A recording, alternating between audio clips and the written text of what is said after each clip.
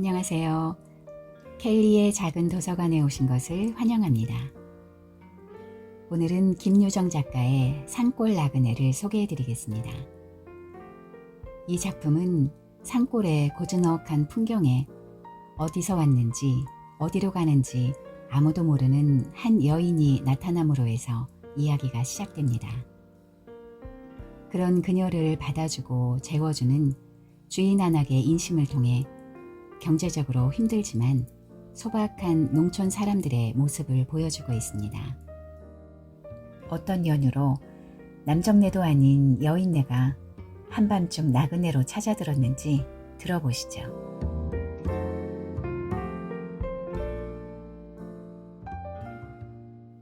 밤이 깊어도 술꾼은 역시 들지 않는다. 매주 뜨는 냄새와 같이 퀴퀴한 냄새로 방안은 쾌쾌하다. 윗간에서는 쥐들이 찍찍거린다. 호러미는 쪽 떨어진 화로를 끼고 앉아서 쓸쓸한 대로 곰곰 생각에 젖는다. 가뜩이나 침침한 반짝 등불이 북쪽 지게문에 뚫린 구멍으로 새드는 바람에 반득이며 빛을 잃는다. 헌 버선짝으로 구멍을 틀어 막는다. 그러고 등잔 밑으로 반지꼬리를 끌어당기며 시름 없이 바늘을 집어든다. 산골의 가을은 왜 이리 고적할까? 앞뒤 울타리에서 부수수하고 떨잎은 진다. 바로 그것이 귀 밑에서 들리는 듯 나직나직 속삭인다. 더욱 몹쓸 건 물소리. 골을 휘돌아 맑은 샘은 흘러내리고 야릇하게도 음류를 읊는다. 퐁퐁퐁 쪼록퐁. 바깥에서 신발 소리가 자작자작 들린다. 귀가 번쩍 뛰어 그는 방문을 가볍게 열어 젖힌다. 머리를 내밀며 덕돌이냐? 하고 반겼으나 잠잠하다. 앞들 건너편 수퐁을 감돌아 싸늘한 바람이 낙엽을 흩뿌리며 얼굴에 부딪힌다. 욕마루가 쌩쌩 온다. 모진 바람소리에 놀래어 멀리서 밤개가 요란히 짖는다. 쥐너른 계셔유. 몸을 돌리어 바느질거리를 다시 집어들려 할지 이번에는 짜장 인기가 난다. 황급하게 누구유? 하고 일어서며 문을 열어보았다. 왜 그려유? 처음 보는 아낙네가 마루 끝에 와 섰다. 달빛에 비끼어 검붉은 얼굴이 해쓱하다. 추운 모양이다. 그는 한 손으로 머리에 둘렀던 외수건을 벗어들고는 다른 손으로 흩어진 머리칼을 쓰다마 올리며 수줍은 듯이 쭈뼛쭈뼛한다. 저 하룻밤만 드세고 가게 해주세요. 남정네도 아닌데 이 밤중에 웬일인가. 맨발에 집신짝으로. 그야 아무렇든 어서 들어와 불 쬐게요.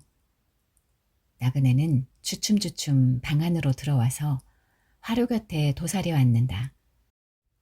낡은 치맛자락 위로 삐지려는 속살을 아무리자 허리를 지그시 튼다. 그리고는 묵묵하다. 주인은 물끄러미 보고 있다가 밥을 좀 주랴느냐고 물어보아도 잠자코 있다. 그러나 먹던 대궁을 주워 모아 짠지쪽하고 갖다 주니 감지덕지 받는다. 그러고 물 한 모금 마심 없이 잠깐 동안에 밥그릇에 밑바닥을 긁는다. 밥숟갈을 놓기가 무섭게 주인은 이야기를 붙이기 시작했다. 미주알 고주알 물어보니 이야기는 쥐수가 없다. 자기로도 너무 지쳐 무른 듯 싶은 만치 대고 추근거렸다. 나그네는 싫단 기색도 좋단 기색도 별로 없이 신압으로 대꾸하였다. 남편 없고 몸 붙일 곳 없다는 것을 간단히 말하고 난 뒤 이리저리 얻어먹고 당겨유 하고 턱을 가슴에 묻는다. 첫 딸기 회를 칠 때 그제야 마을 갔던 덕돌이가 돌아온다. 문을 열고 감사 나온 머리를 디밀려다 낯설은 아낙네를 보고 눈이 휘둥그렇게 주춤한다. 열린 문으로 억센 바람이 몰아들며 방 안이 캄캄하다. 주인은 문 앞으로 걸어와 서며 덕돌이의 등을 뚜덕거린다. 젊은 여자 자는 방에서 떡거머리 총각을 재우는 건 상서롭지 못한 일이었다. 예, 덕돌아, 오늘은 마을가 자고 아침에 온. 가을 할 때가 지났으니 돈량이나 조이 퍼질 때도 되었다. 그 돈들이 어디로 몰리는지 이 술집에서는 좀채 돈맛을 못 본다. 술을 판대야 한 초롱에 5, 60전 떨어진다.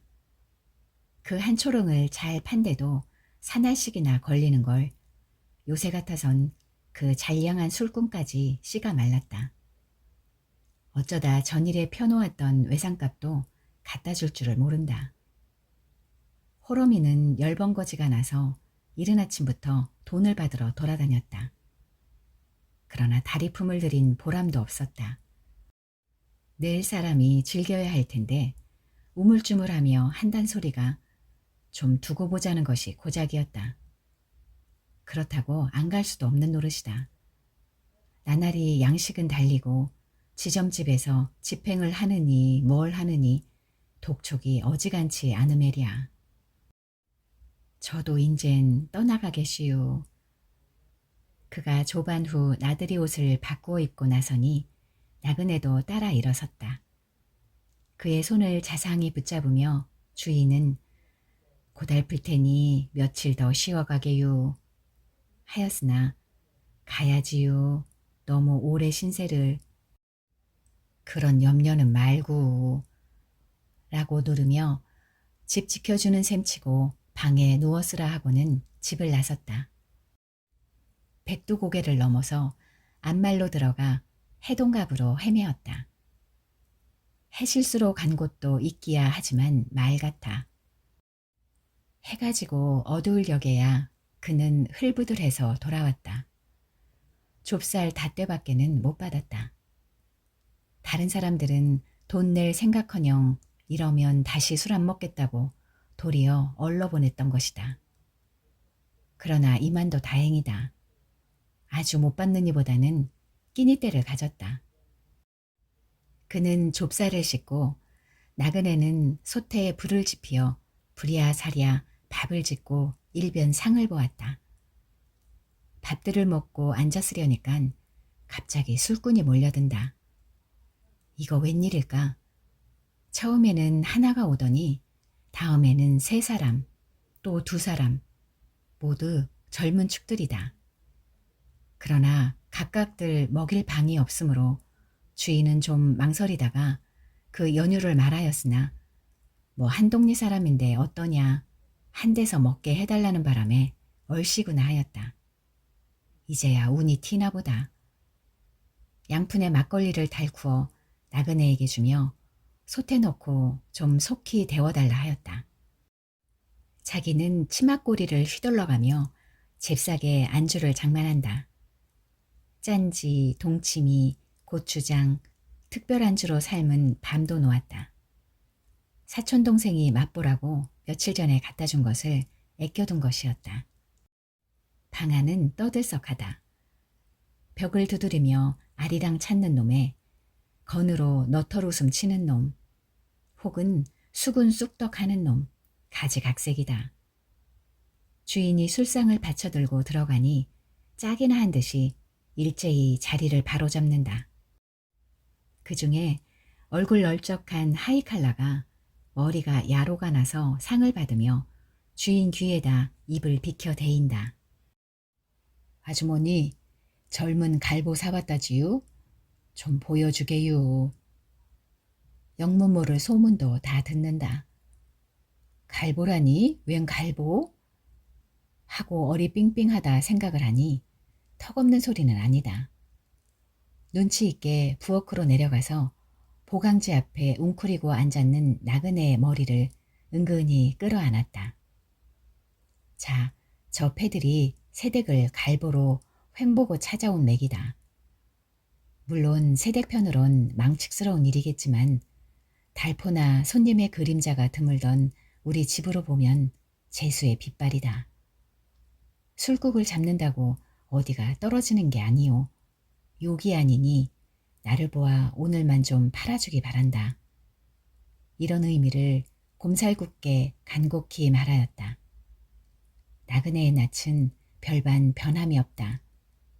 늘 한량으로 예사로이 승낙하였다.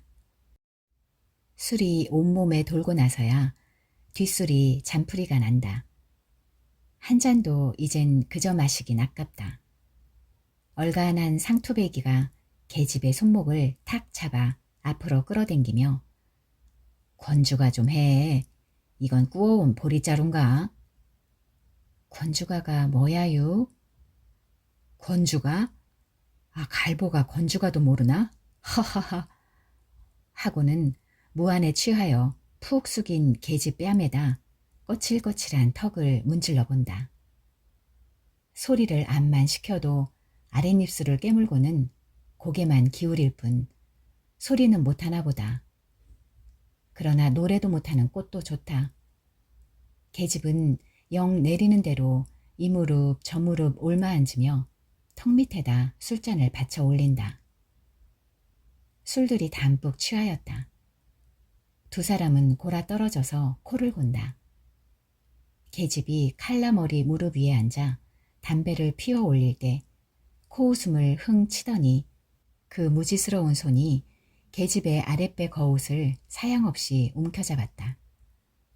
벼랑간 아야 하고 퍼들컹하니 계집의 몸뚱어리가 공중으로 뛰어오르다 도로 떨어진다. 이 자식아, 너만 돈 내고 먹었니? 한 사람 새 두고 앉았던 상투가 콧살을 찌푸린다. 그리고 맨발 벗은 계집의 두 발을 양손에 붙잡고 가랑이를 쩍 벌려 무릎 위로 지르르 끌어올린다. 계집은 앙탈을 한다. 눈시울에 눈물이 엉기더니 불현듯 쪼로록 쏟아진다. 방 안에서 악모구리 소리가 끓어오른다. 저 잡놈 보게, 하하하. 술은 연방 데워서 들여가면서도 주인은 불안하여 마음을 졸였다. 겨우 마음을 놓은 것은 훨씬 밝아서이다. 참새들은 소란이 지저긴다. 지직 바닥이 부스럼 자죽보다 진배 없다. 술, 짠지 쪽, 가래침, 담뱃재, 무엇에 너저분하다. 우선 한 길치에 자리를 잡고 개배를 대보았다. 마수거리가 85전, 외상이 2원 각수다. 현금 85전, 두 손에 들고 앉아 세고 또 세어보고 뜰에서는 나그네의 혀로 끌어올리는 인사. 안녕히 계시게요. 입이나 좀 맞추고 뽀뽀뽀. 나도 찌르쿵 찌르쿵 찔거러쿵. 방한머리가 무겁지요. 고만 까부를까.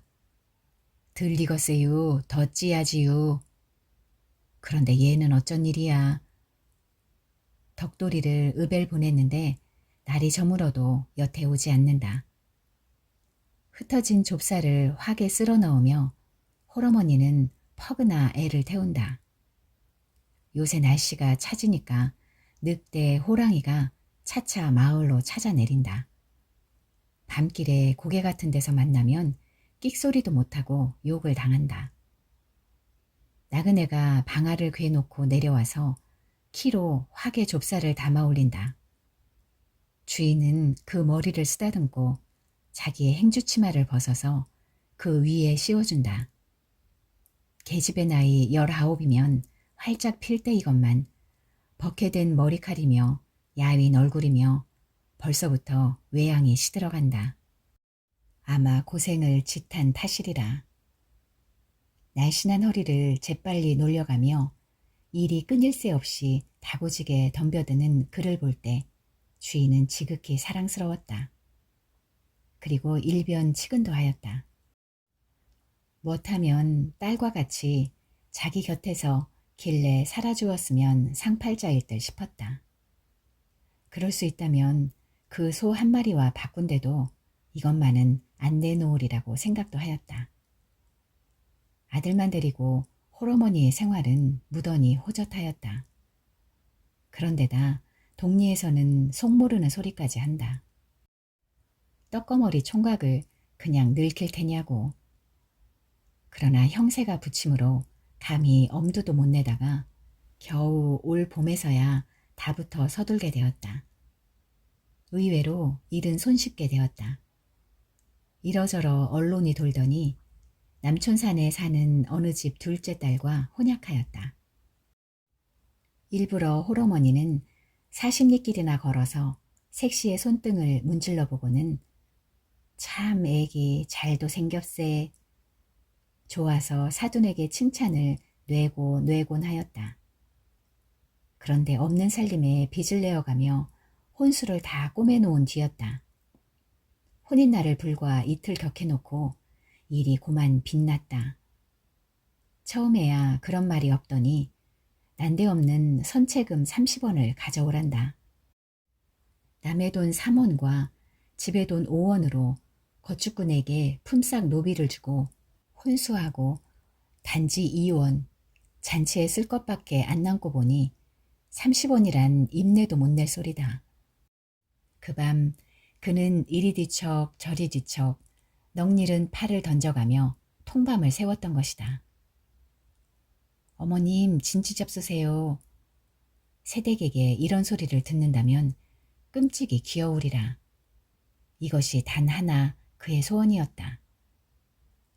다리 아프지요? 너무 일만 시켜서. 주인은 저녁 좁쌀을 쓸어 넣다가 방아다리에 깝신대는 나그네를 걸상스럽게 쳐다본다. 방아가 무거워서 껍적이며 잘 으르지 않는다. 가냘픈 몸이라 상혈이 되어 두 볼이 새빨갛게 색색거린다. 치마도 치마려니와 명지저고리는 어찌 사갔는지 어깨깨가 손바닥만하게 청 나갔다. 그러나 덕돌이가 외포 5자를 바꿔오거든 첫대 사발 허통된 속꽃부터 해입히고 차차 할 수밖엔 없다. 같이 찝시다요. 주인도 남저지 방아다리에 올라섰다. 그리고 찌껑 위에 놓인 나그네의 손을 눈치채지 않게 슬며시 쥐어보았다. 더도 덜도 말고 그저 요만한 며느리만 얻어도 좋으련만. 나그네와 눈이 고만 마주치자 그는 열적어서 시선을 돌렸다. 퍽도 쓸쓸하지요? 하며 손으로 울 밖을 가리킨다. 첫밤 같은 석양판이다. 색동저고리를 떨쳐 입고 산들은 거방진 방아소리를 은은히 전한다. 칠더럭쿵 찌럭쿵. 그는 나그네를 금덩이같이 위하였다. 없는 대로 자기의 옷까지도 서로서로 별러 입었다. 그리고 잘 때에는 딸과 진배 없이 이불 속에서 품에 꼭 품고 재우곤 하였다. 하지만 자기의 은근한 속심은 차마 입에 드러내어 말을 못 건넸다. 잘 들어주면이언니와 못하게 한다면 피차에 낯이 뜨뜻할 일이었다. 그러자 맘먹지 않았던 우연한 일로 인하여 마침내 기회를 얻게 되었다. 나그네가 온 지 나흘 되던 날이었다. 거문관이 산기슭에 있는 영길래가 벼방아를 좀 와서 찧어달라고 한다. 나그네는 줄밤을 세우므로 낮에나 푸근히 자라고 두고 그는 홀로 집을 나섰다. 머리에 결을 뽀얗게 쓰고 맥이 풀려서 집에 돌아온 것은 이럭저럭 으스레하였다. 늙은 한 다리를 끌고 뜰 앞으로 향하다가 그는 주춤하였다. 나그네 홀로 자는 방에 덕돌이가 들어갈 리 만무한데 정연코 그놈일 게다. 마루 끝에 자그마한 나그네의 집세기가 놓인 그 옆으로 질목채 벗은 왕달 집세기가 왁살스럽게 놓였다. 그러고 방에서는 수군수군 낮은 말소리가 흘러져 나온다. 그는 무심코 닫은 방문께로 귀를 기울였다. 그럼 와 그러는 게요? 우리 집이 굶을까봐 그러시유? 어머니도 사람은 좋아요. 올해 잘만 하면 내년에는 소 한 마리 사놓을 게고 농사만 해도 한 해에 쌀 넉 섬, 조 여 섬, 그만하면 고만이지요. 내가 싫은 게요? 사내가 죽었으니 아무튼 얻을 게지요. 옷 터지는 소리 부시럭거린다. 아, 참, 이거 놓으세요. 쥐죽은 듯이 감감하다. 허공에 아롱거리는 낙엽을 이윽히 바라보며 그는 빙그레한다. 신발 소리를 죽이고 뜰 밖으로 다시 돌쳐섰다. 저녁상을 물린 후 그는 시치미를 딱 떼고 나그네의 기색을 살펴보다가 입을 열었다. 젊은 아낙네가 홀몸으로 돌아다닌데도 고상일게요. 또 어차피 사내는 여기서부터 사리에 맞도록 이 말 저 말을 주섬주섬 꺼내오다가 나의 며느리가 되어줌이 어떻겠느냐고 꽉 토파를 지었다. 치마를 흡사고 앉아 갸웃이 듣고 있던 나그네는 치마끈을 깨물며 이 말을 떨어뜨린다. 그러고는 두 볼이 발개진다. 젊은 계집이 나 시집 가겠소 하고 누가 나서랴. 이만하면 합의한 거나 틀림없을 것이다. 혼수는 전에 해둔 것이 있으니 한시름 잊었다. 그대로 이양이나 고쳐서 입히면 고만이다.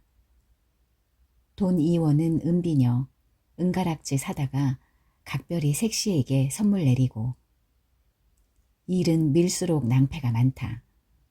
금시로 나를 받아서 대례를 치렀다. 한편에서는 국수를 누른다. 잔치 보러 온 아낙네들은 국수 그릇을 얼른 받아서 후룩후룩 들어 마시며 시약시 잘났다고 추었다. 주인은 흥겨움에 너무 겨워서 추배를 흥거원히 들었다. 여간 경사가 아니다. 무사람을 비집고 안팎으로 드나들며 분부하기에 손이 돌지 않는다. 예, 매누라, 국수 한 그릇 더 가져온. 어째 말이 좀 어색하구먼. 다시 한번. 매누라, 얘야 얼른 가져와. 30을 바라보자 동곳을 찔러보니 재물에 멋이 질려 비스듬하다. 덕돌이는 첫날을 치르고 부썩부썩 기운이 난다. 남이 2단을 털째면 그의 볕단은 석 단째 풀려나간다. 연방 손바닥에 침을 뱉어 붙이며 어깨를 으쓱거린다. 끄끄끄 찍어라. 굴러라 끄끄. 동무의 품앗이 일이다. 거무무투룩한 젊은 농군 대시 볕단을 번차례로 집어든다. 열에 뜬 사람같이 씩씩거리며 세차게 벼알을 절구통 배에서 주룩주룩 훑어내린다. 예, 장가 들고 한턱 안 내니? 일색이더라. 딴딴히 먹자. 닭이냐 술이냐 국수냐. 웬 국수는? 너는 국수만 아느냐? 저희끼리 찢고 까분다. 그들은 이를 놓으며 옷깃으로 땀을 씻는다. 골바람이 벽가라기를 뿌옇게 풍긴다. 옆산에서 푸드덕하고 꿩이 날며 머리 위를 지나간다. 갈퀴질을 하던 얼굴 넓적이가 갈퀴를 놓고 싱긋하더니 달겨든다. 장난꾼이다. 여러 사람이 힘을 빌리어 덕돌이 입에다 헌 집신짝을 물린다. 버들컹거린다. 다시 양 귀를 두 손에 잔뜩 움켜잡고 끌고 와서는 털어놓은 벼무더기 위에 머리를 틀어박으며 동서남북으로 큰 절을 시킨다. 야, 아! 아니다, 아니야. 장갈 갔으면 산신령에게 이러하다 말이 있어야지. 괜스레 산신령이 노하면 눈깔 망나니 내려보낸다. 무웃음이 터져 오른다. 새신랑의 옷이 이게 뭐냐. 볼기짝에 구멍이 다 뚫리고 빈정대는 사람도 있다. 그러나 덕돌이는 상투의 먼데기를 털고 나서 곰방대를 피워 물고는 싱글에 웃어 치운다. 좋은 옷은 집에 두었다. 인조견 조끼, 저고리, 새하얀 옥당목 겹바지. 그러나 애끼는 것이다. 일할 때엔 헌옷을 입고 집에 돌아와 쉴 참에나 입는다. 잘 때에도 모조리 벗어서 더럽지 않게 착착 개어 머리맡 위에 놓고 자곤 한다. 의복이 남루하면 인상이 추하다. 모처럼 얻은 귀여운 아내니 행여나 마음에 돌아앉을까 미리미리 사려두지 않을 수도 없는 노릇이다. 그야말로 29년 만에 누런 이 조각에다 어제서야 소금을 발라본 것도 이 까닭이다. 덕돌이가 볕단을 다시 집어 올릴째 그 이웃에 사는 돌쇠가 옆으로 와서는 품을 안는다. 예, 덕돌아, 너 내일 우리 조마댕이 좀 해줄래? 뭐 어째? 하고 소리를 빽 지르고는 그는 눈기가 실룩하였다. 누구 보고 해라야, 응? 이 자식 까놀라. 이제까진 턱없이 지냈단데도 오늘의 상투를 못 보는가? 바로 그날이었다. 윗간에서 혼자 새우잠을 자고 있던 호러미는 놀래어 눈이 번쩍 뜨였다. 만뇌 잠잠한 밤중이다. 어머니 그거 달아났어요. 내 옷도 없고. 응? 하고 반마디 소리를 치며 얼떨김에 그는 캄캄한 방안을 더듬어 아랫간으로 넘어섰다. 황망히 등잔에 불을 댕기며 그래 어디로 갔단 말이냐? 영산이 나서 묻는다. 아들은 벌거벗은 채 이불로 앞을 가리고 앉아서 징징거린다. 옆자리에는 빈 베개뿐 사람은 간 곳이 없다. 들어본즉 온종일 일하기에 피곤하여 아들은 자리에 들자 고만 세상을 잊었다. 하기야 그때 아내도 옷을 벗고 한자리에 누워서 낮부터 잤던 것이다. 그는 보통 때와 조금도 다름없이 새치만이 드러누워서 천장만 쳐다보았다. 그런데 자다가 벼랑간 오줌이 마렵기에 요강을 집어달래려고 보니 뜻밖의 품 안이 허룩하다. 불러보아도 대답이 없다. 그제서는 어린 짐작으로 우선 머리맡 위에 놓았던 옷을 더듬어 보았다. 따는 없다. 필연 잠든 틈을 타서 살며시 옷을 입고 자기의 옷이며 버선까지 들고 내뺐음이 분명하리라. 도적년. 모자는 광솔불을 켜들고 나섰다. 부엌과 잿간을 뒤졌다. 그러고 뜰 앞 숲을 속도 낱낱이 찾아봤으나 흔적도 없다. 그래도 방안을 다시 한번 찾아보자. 호러미는 구태여 며느리를 도둑년으로까지는 생각하고 싶지 않았다. 겁한 울상이 되어 허벙저벙 방 안으로 들어왔다. 마음을 가라앉혀 들춰보니 아니나 다르랴 며느리 베개 밑에서 은비녀가 나온다. 달아날 계집 같으면 이 비싼 은비녀를 그냥 두고 갈 리 없다. 두말 없이 무슨 병폐가 생겼다. 홀어머니는 아들을 데리고 덜미를 잡히는 듯 문 밖으로 찾아 나섰다. 마을에서 산길로 빠져나는 어귀에 우거진 숲 사이로 비스듬히 언덕길이 놓였다. 바로 그 밑에 석벽을 끼고 깊고 푸른 웅댕이가 묻히고 넓은 그 물이 겹겹 산을 애돌아 약 10리를 흘러내리면서 신영강 중턱을 뚫는다. 모래에 반쯤 파묻혀 번들대는 큰 바위는 내를 싸고 양쪽으로 질펀하다. 꼬부랑길은 그 틈바귀로 뻗었다. 좀채 걷지 못할 자갈길이다. 내를 몇 번 건너고 험상궂은 산들을 비켜서 한 오마장 넘어야 겨우 길다운 길을 만난다. 그러고 거기서 좀 더 간 곳에 냇가에 외지게 이뤄진 오막살이 한 칸을 볼 수 있다. 물방앗간이다. 그러나 이제는 밥을 찾아 흘러가는 뜬 몸들의 하룻밤 숙소로 변하였다. 벽이 확 나가고 내 기둥뿐인 그 속에 힘을 잃은 물방아는 을씨년궂게 모로 누웠다. 거지도 그 옆에 혼잎을 위해 거적을 쓰고 누웠다. 거푸진 신음이다. 석가래 사이로 달빛은 쌀쌀히 흘러든다. 가끔 마른 잎을 뿌리며 여보 좌우 일어나게요 얼핀. 계집의 음성이 나자 그는 꾸물거리며 일어앉는다. 그러고 너털대는 호쩍삼깃을 여며잡고는 덜덜 떤다. 이제 고만 떠날 테야. 말라빠진 얼굴로 계집을 바라보며 그는 이렇게 물었다. 10분가량 지냈다. 거지는 호사하였다.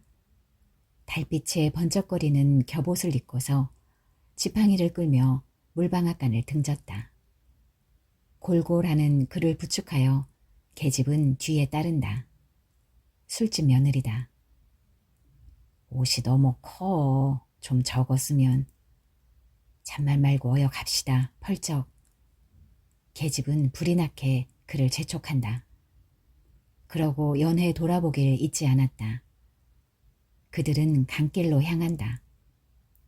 개울을 건너 붉어져 내린 산모롱이를 막 곱들여 할죄다. 멀리 뒤에서 사람 우기는 소리가 끊일 듯 날 듯 간신히 들려온다. 바람에 먹히어 말소리는 모르겠으나 죄 없이 덕돌이의 목성임은 넋이 짐작할 수 있다. 아 얼른 좀 오게유.